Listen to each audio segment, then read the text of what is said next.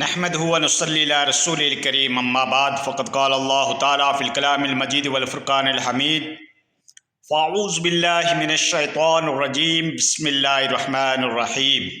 جاء الحق وزهق الباطل ان الباطل كان زهوقا۔ محترم ناظرین اور معزز سامعین کرام، اس 21ویں صدی کے اندر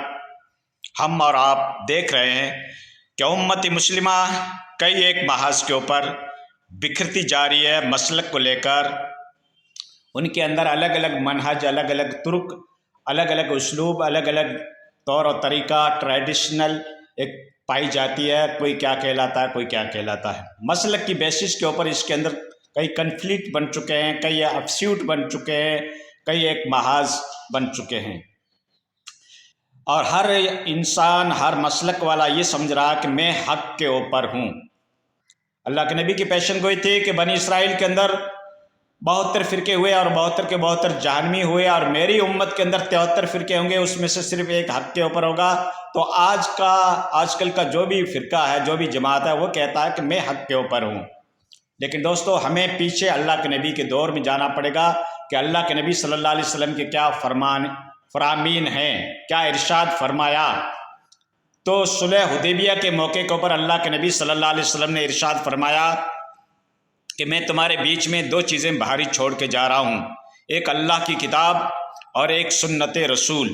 2 چیزیں ارشاد فرمائی، اگر تم اس کو مضبوطی کے ساتھ پکڑو گے تو تم گمراہ نہیں بنو گے۔ تو اب ہر فرد جو اپنے آپ کو مومن کہلاتا ہے، وہ قرآن اور حدیث کے پوائنٹ آف ریویو سے، قرآن اور حدیث کی روشنی میں اپنی زندگی کو ڈھال کر دیکھے کہ میری زندگی کہاں قرآن اور حدیث کے اوپر کھری اترتی ہے، اس کی تعلیمات کے اوپر کھری اترتی ہے، تو میں حق کے اوپر ہوں۔ نہیں تو کلیم کرنے سے، دعویٰ کرنے سے کچھ نہیں ہوتا دوستو، ٹھیک ہے، کچھ نہیں ہوتا، چاہے وہ کوئی سی بھی جماعت ہو۔ دوسری غدیر خم کی حدیث، جہاں پہ اللہ کے نبی صلی اللہ علیہ وسلم حج کے موقع کے اوپر واپس آتے ہوئے ایک خم نام کی جگہ ہے، وہاں پہ آپ نے پڑاؤ ڈالا اور آپ کے لیے اسٹیج بنایا گیا۔ پھر اللہ کے نبی نے اپنا آخری خطبہ دیا، تو وہ کیا خطبہ تھا کہ میں آپ کے بیچ میں 2 چیزیں بھاری چھوڑ کے جا رہا ہوں، ایک اللہ کی کتاب جو اللہ کی رسی ہے، اس بار بار ارشاد فرمایا اس کو مضبوطی کے ساتھ پکڑنا تو تم گمراہ نہیں بنو گے،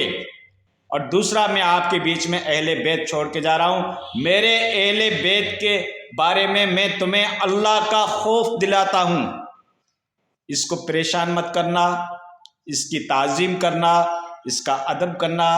ان کے طریقے کو اختیار کرنا، یعنی ساری باتیں اس میں آ گئی۔ میں آگے حدیث کا انٹرپریٹیشن کر رہا ہوں۔ باقی اللہ کے نبی نے کہا کہ میں تمہارے بیچ میں یہ 2 چیزیں چھوڑ کے جا رہا ہوں، ایک اللہ کی کتاب ہے، اس جو اللہ کی رسی ہے، اس کو مضبوطی کے ساتھ پکڑنا، یعنی ان کی تعلیمات کے اوپر عمل کرنا، تو آپ گمراہ نہیں بنو گے، اور دوسرا اہل بیت کے بارے میں بتایا۔ تو دوستو، اس امت نے نہ تو قرآن کی تعلیم کو اخذ کیا، نہ اس کے اوپر عمل پیرا بنے، اور نہ ہی اہل بیت کو چھوڑا۔ اہل بیت کے ساتھ کیا کیا حرکتیں کی، کس طریقے کے ظلم کے پہاڑ توڑے گئے، امام حسن، امام حسین کے ساتھ کس طریقے کا امت نے سلوک کیا، وہ ساری تواریخ آپ کے سامنے موجود ہے، مجھے ذکر کرنے کی کوئی ضرورت نہیں ہے۔ وہ امام حسن اور حسین علیہ الصلاۃ والسلام جو اللہ کے نبی کے زانوں کے اوپر بیٹھ جاتے تھے اور کھیلتے رہتے تھے، اللہ کے نبی ایک زانوں کے اوپر حسین کو بیٹھاتے تو دوسرے کے اوپر حسن کو بٹھاتے، اور اگر آپ سجدہ کرتے اور یہ بچے اگر آپ کے پیٹھ کے اوپر چڑھ جاتے تو سجدہ ہی طویل ہو جاتا تھا، اتنی آپ امام حسن حسین کے ساتھ محبت کرتے تھے۔ اور جب آپ گھر میں آتے اور ان بچوں کو نہیں دیکھتے تو آپ بے قرار ہو جاتے تھے۔ ایک بار کا قصہ ہے کہ اللہ کے نبی صلی اللہ علیہ وسلم بیٹھے ہوئے تھے، حضرت حسن آئے، ان کو چادر کے نیچے لے لیا، حسین آئے، ان کو چادر کے نیچے لے لیا، فاطمہ آئی، ان کو چادر کے نیچے لے لیا، علی آئے، ان کو اپنے چادر کے نیچے لے لیا۔ تو یہ چادر والی حدیث بہت مشہور اور معروف ہے۔ پھر اللہ کے نبی نے اللہ سے دعا کی کہ یا اللہ، یہ میرا اہل بیت ہے، اس سے تو ناپاکیاں ہٹا دے، اس کو یا اللہ تو کامیابی عطا فرما۔ اس طریقے کے الفاظ ہیں، احادیث کے مفہوم ہے جو میں آپ کو بتا رہا ہوں۔ تو دوستو، یہ ہے اہل بیت کا مرتبہ۔ پھر میں آپ کو ایک قصہ اور سناتا ہوں کہ صحابہ کرام جنگ جو ہے خیبر کو فتح کرنے کے لیے، خیبر کے قلعے کو فتح کرنے کے لیے بار بار صحابہ کرام گئے، جھنڈا لے کر، علم لے کر اس کو فتح کرنے کے لیے، لیکن وہ قلعہ ایسا تھا جو ناقابل تسخیر تھا، یعنی اس کے اوپر قبضہ کرنا ایک ناممکن سا تھا، اتنا مضبوط قلعہ تھا۔ تو 39 دن کے بعد پھر اللہ کے نبی صلی اللہ علیہ وسلم نے ارشاد فرمایا کہ کل میں اس کے ہاتھ میں جھنڈا دوں گا جن سے اللہ محبت کرتا ہے اور وہ بندہ اللہ سے محبت کرتا ہے، اور انشاءاللہ وہ در خیبر فتح ہوگا۔ تو صحابہ کرام ارشاد فرماتے ہیں کہ ہمارے ہر ایک کے دل میں یہ شوق پیدا ہوا کہ کل کس کے ہاتھ میں جھنڈا اللہ کے نبی دیتے ہیں، جن سے خود اللہ محبت کرتا ہے اور وہ بندہ اللہ سے محبت کرتا ہے۔ یعنی بڑے بڑے صحابہ کرام کے یہاں شوق پیدا ہوا۔ ابو بکر صدیق کے، حضرت عمر فاروق یہ ارشاد کہتے ہیں کہ ہم پوری رات نہیں سوئے اور ہم سوچتے رہے کہ شاید کہ یہ جھنڈا ہمیں ملے۔ تو دوسرے دن اللہ کے نبی نے حضرت علی کرم اللہ وجہ کو وہ جھنڈا دیا جو حیدر کرار کہلائے۔ جب اللہ کے نبی نے وہ جھنڈا حضرت علی کرم اللہ وجہ کے ہاتھ میں دیا تو در خیبر کو فتح نصیب ہو گئی۔ وہ تو ایک در خیبر تھا، وہ تو ایک قلعہ تھا،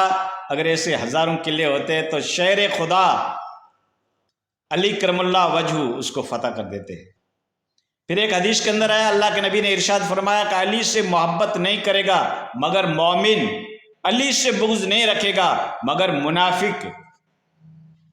اور غدیر خم کے اوپر کیا ارشاد فرمایا، من کنت مولا ہو فہذا علی مولا ہو، جس کا میں مولا ہوں اس کا یہ علی بھی مولا ہے۔ ٹھیک ہے، کتنی بڑی فضیلت ہے دوستو۔ اس قسم کی اگر ہم حدیثیں بیان کرتے ہیں، اس قسم کی حدیثوں کا مینشن کرتے ہیں تو لوگ کہتے ہیں یہ تو رافضی ہو گیا، یہ تو شیعہ ہو گیا۔ کیا علی سے محبت کرنا صرف شیعوں کا حق ہے یا ہمیں بھی تلقین کی گئی ہے کہ آپ حضرت علی کرم اللہ وجہ سے محبت رکھیں؟ تو اہل بیت کی محبت یہ ایمان کا حصہ ہے دوستو، اہل بیت کی محبت یہ ایک ایمان کا حصہ ہے۔